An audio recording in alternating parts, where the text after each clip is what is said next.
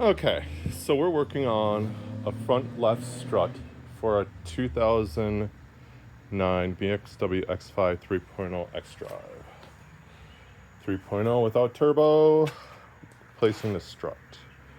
Took the wheel off, that's over here, then took the brake caliper off, that's over here. There's two of these bolts here, take those guys off.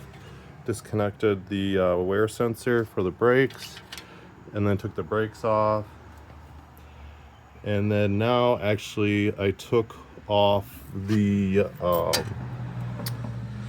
suspension piece. This is the anti-suspension, anti-roll bar down in there.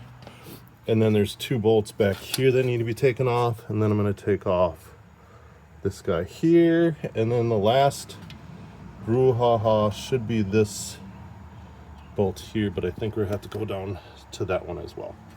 Be right back.